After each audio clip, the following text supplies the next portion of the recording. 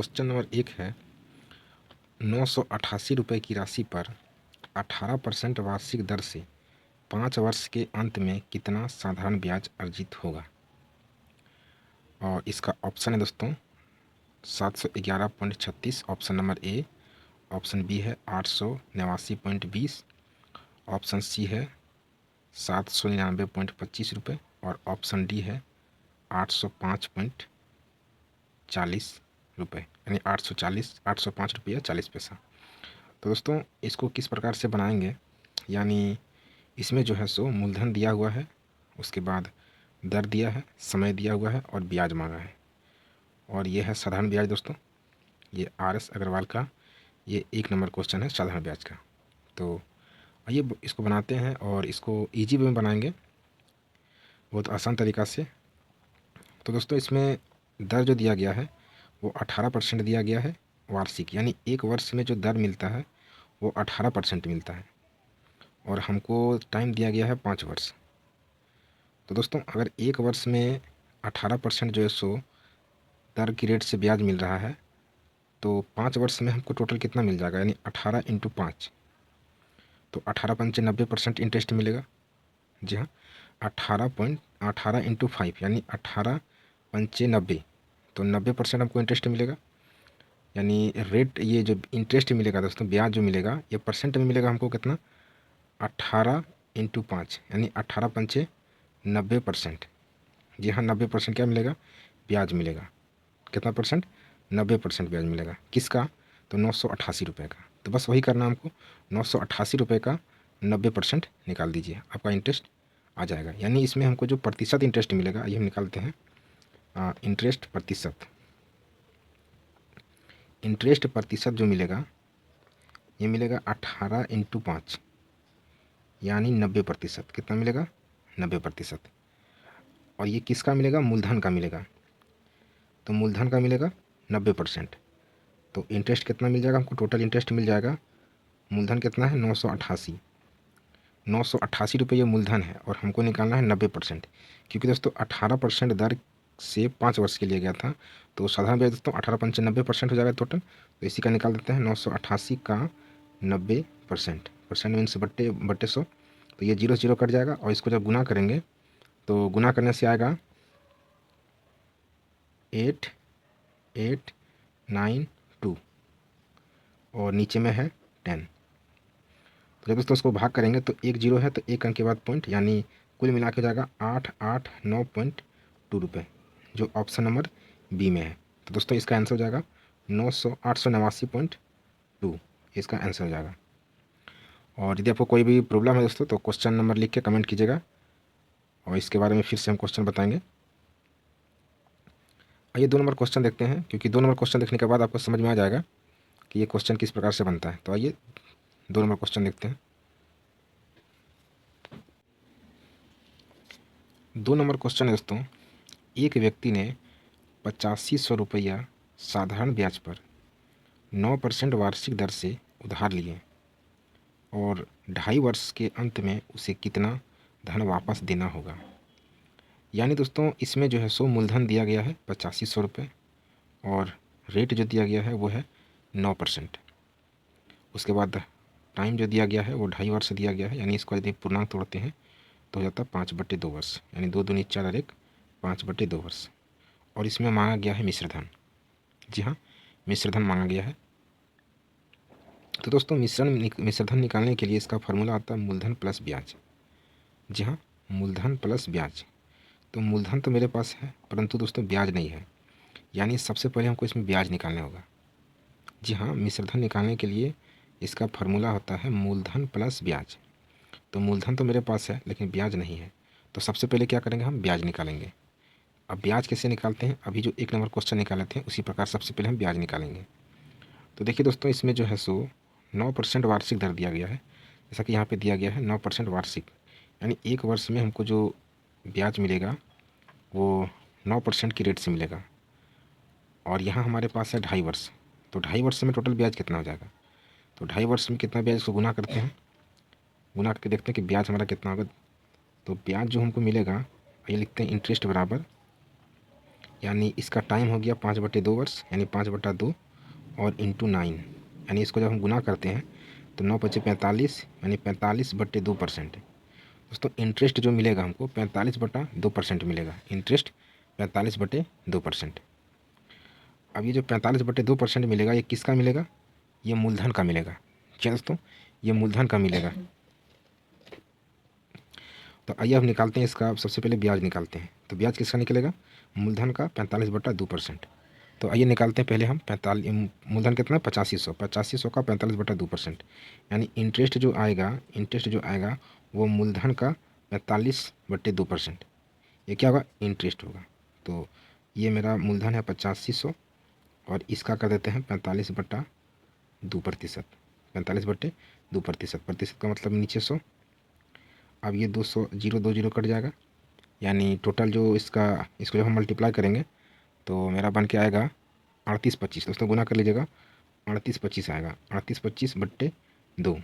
अब जो इसको हम भाग करेंगे तो भाग करने के बाद आएगा 19 दूना 38 और ये 25 का आधा 12.5, यानी 19 12.5। और ये जो मिला है ये ब्याज निकला है। ये क्या निकला है? ब्याज। अब मिश्रधन निकालने के लिए इसको जोड़ देंगे मूलधन में। तो आइए मिश्रधन निकालते हैं। और मिश्रधन दोस्तों ए से डिनोट करते हैं अमाउंट, यानी इसका जो फॉर्मूला होता है P + I, यानी मूलधन प्लस ब्याज होता है। एक्चुअली मूलधन इसका है 8500, तो लिखते हैं 8500 और ये इसका इंटरेस्ट निकला है 19 12.5। अब इसको जब हम ऐड करते हैं दोस्तों तो ऐड करने के बाद मिलता है हमको 104 12.50, और यही इसका दोस्तों आंसर हो जाएगा जो ऑप्शन नंबर ए में है। तो आई होप दोस्तों आपको क्वेश्चन जो है सो समझ में आया होगा, और यदि कोई प्रॉब्लम है तो कमेंट में क्वेश्चन नंबर लिख के कमेंट कीजिए। आपको फ्री क्वेश्चन जो है सो नेक्स्ट सेशन में बताएंगे। तो आइए देखते हैं क्वेश्चन नंबर 3।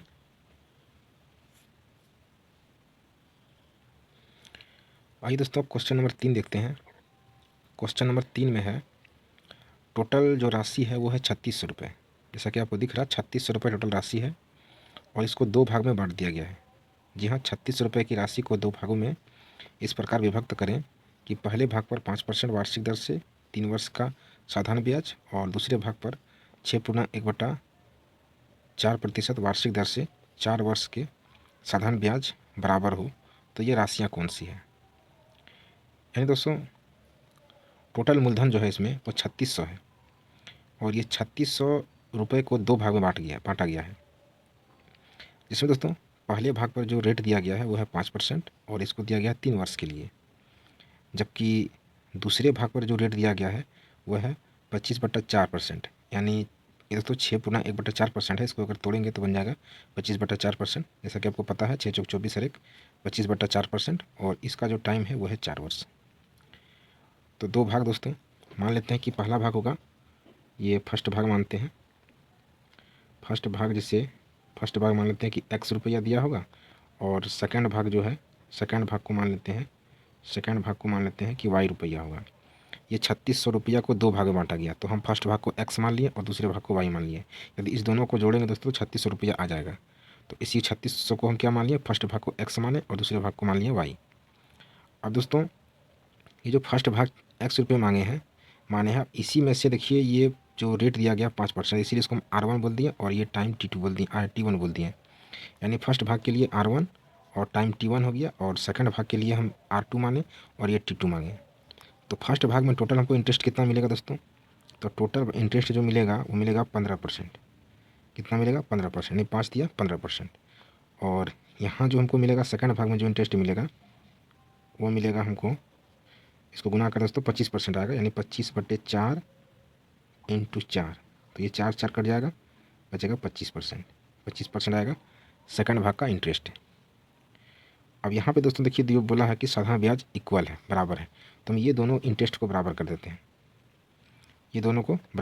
हैं, और ये 15% जो इंटरेस्ट दिया गया ये फर्स्ट भाग का है, यानी ये मूलधन माने दोस्तों, ये फर्स्ट भाग का जो मूलधन है वो x रुपया माने है, और इसी का 15% है जो इंटरेस्ट होगा। तो इंटरेस्ट का फॉर्मूला क्या आता है? यानी मूलधन गुना समय गुना दर बट्टे 100। तो ये दर तो समय और दर तो यहाँ पे गुना है, तो यानी इसका जो इंटरेस्ट बनेगा ये हम लिखते हैं इसको। दोस्तों इसमें देखिए दोनों भाग का जो इंटरेस्ट है वो बराबर है, तो हम फर्स्ट भाग का इंटरेस्ट इधर लिखते हैं। फर्स्ट भाग का मूलधन है x, यानी x गुना 15%, और दूसरे भाग का जो माने है वो माने है y, तो y इंटू 25%। एक्चुअली जब इसको काटेंगे तो ये परसेंटेज कट जाएगा, और यहाँ इसको काटेंगे तो 5 से 3 बार में और 5 से ये 5 बार में, यानी यहाँ पे दोस्तों हो गया 3x और ये हो गया 5y। तो अगर हम x बट्टा y देखें तो दोस्तों हो जाएगा 5/3, तो 5/3 हो जाएगा। अब दोस्तों अगर देखते हैं तो x का मान आ गया 5 और y का मान आ गया 3।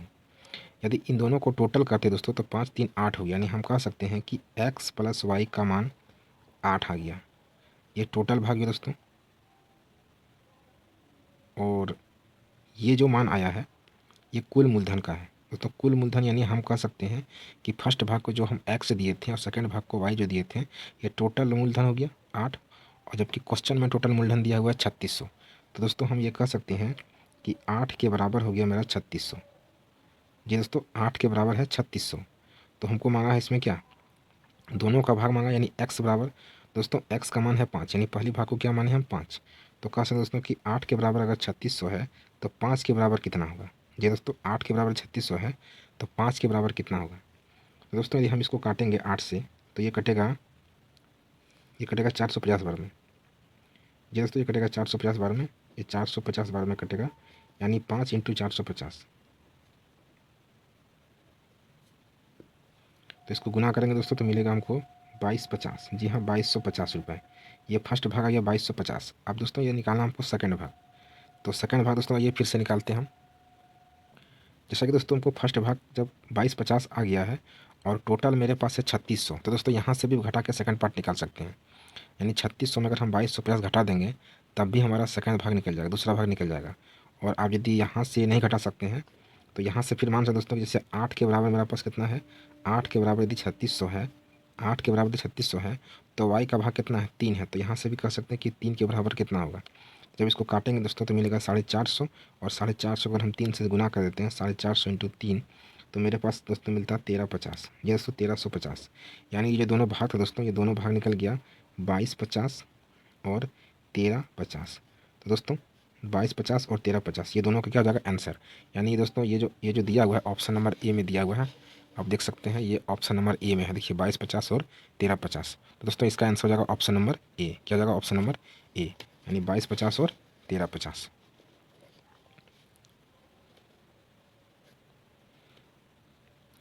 दोस्तों यदि आपको कोई भी दिक्कत हो रहा है दोस्तों तो कमेंट अवश्य कीजिएगा, और दोस्तों आपको समझ आ रहा है दोस्तों क्वेश्चन, दोस्तों यदि वीडियो पसंद आ रहा है, क्वेश्चन का कंटेंट पसंद आ रहा है दोस्तों, और समझाने का तरीका यदि आपको पसंद आ रहा है दोस्तों तो वीडियो को लाइक अवश्य कीजिएगा, और यदि चैनल पर पहली बार है तो चैनल को सब्सक्राइब अवश्य कीजिएगा। आइए दोस्तों 4 नंबर क्वेश्चन देखते हैं। आइए दोस्तों क्वेश्चन नंबर 4 देखते हैं। और दोस्तों क्वेश्चन नंबर 4 जो है वो क्वेश्चन नंबर 3, जो क्वेश्चन नंबर 3 है दोस्तों हूबहू उसी तरह का क्वेश्चन है। तो आइए देखते हैं क्वेश्चन नंबर 4। क्वेश्चन नंबर 4 में कहा गया दोस्तों कि x तथा y को दो समान राशियाँ 7.5% वार्षिक दर से क्रमशः 4 वर्ष तथा 5 वर्ष के लिए उधार दी गई। यदि इनके द्वारा दिए गए ब्याज में 150 रुपया का अंतर हो तो प्रत्येक दी गई राशि कितनी है। तो आइए दोस्तों बनाते हैं इस क्वेश्चन को। यानी इस क्वेश्चन में जो दिया गया है दोस्तों, ये दोनों को राशि जो दिया गया है ये समान राशि दिया गया है, यानी राशि जो दिया गया है वो समान दिया गया है।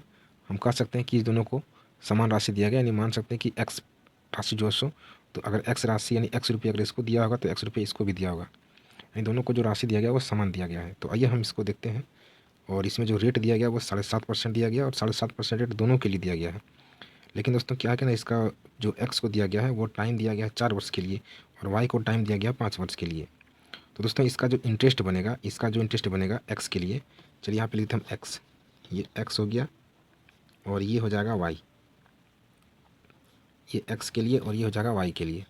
तो x के लिए दोस्तों इंटरेस्ट कितना बनेगा, इसको जब हम गुना करेंगे 7.5 इंटू 4 तो हमारे पास हो जाएगा 7.5 इंटू 4 यानी 30% हो जाएगा, यानी 30% हो जाएगा। और ये जो हम दोस्तों अगर इसके लिए y के लिए देखते हैं इंटरेस्ट, हमारा इंटरेस्ट परसेंटेज कितना बनेगा, तो जब इसको गुना करेंगे तो मेरे पास आएगा 37.5%, 7.5 इंटू 5 37.5% आ जाएगा, 37.5%, ये दोस्तों 37.5%। तो दोस्तों यहाँ पे अगर हम देखते हैं कि इन दोनों का परसेंटेज में कितना डिफरेंस है, तो दोस्तों हम देख सकते हैं कि इस दोनों के बीच जो डिफरेंस है ये हमारे पास है 7.5% का डिफरेंस। ये दोस्तों इस दोनों के बीच में जो ब्याज का जो डिफरेंस दिख रहा है वो 7.5% का, जबकि दोस्तों क्वेश्चन में बोला गया कि 150 रुपये का डिफरेंस है। तो डिफरेंस की तुलना डिफरेंस से, यानी 7.5% के बराबर 7.5% के बराबर है 150। तो दोस्तों मूलधन हमेशा 100% होता है, तो 100% के बराबर कितना होगा, तो इसको गुना करें दोस्तों, यानी 150 के साथ 100 और ये बट्टी में आ जाएगा 7.5, यहाँ से उड़ा के जीरो भेजते हैं ऊपर, दोस्तों 7.5 यानी ये हो गया 75 हो गया, 75 इंटू 2 हो जाएगा 150। अब जो हम दोस्तों यानी 2 बार में कट जाएगा, 2 गुना 1000 करेंगे दोस्तों तो हो जाएगा 2000, यानी इसका आंसर हो जाएगा 2000 रुपये। यानी इसका आंसर हो जाएगा दोस्तों 2000, यानी ऑप्शन नंबर सी इसका आंसर हो जाएगा।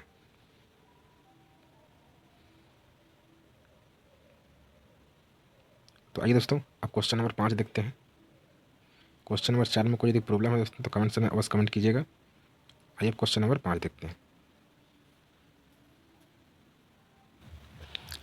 ये दोस्तों 5 नंबर क्वेश्चन देखते हैं। 5 नंबर क्वेश्चन है, अरुण ने 4 वर्ष के लिए किसी धनराशि का साधारण ब्याज की एक निश्चित दर पर निवेश किया। यदि उसने उसी राशि का 6 वर्ष के लिए निवेश किया होता तो उसके द्वारा अर्जित ब्याज की राशि पहले अर्जित ब्याज की राशि से 50% अधिक होती। ब्याज की वार्षिक दर क्या है। तो आइए दोस्तों निकालते हैं। यानी कोई राशि है दोस्तों जो कि 4 वर्ष के लिए दिया गया है और फिर उसी राशि को 6 वर्ष के लिए दिया गया।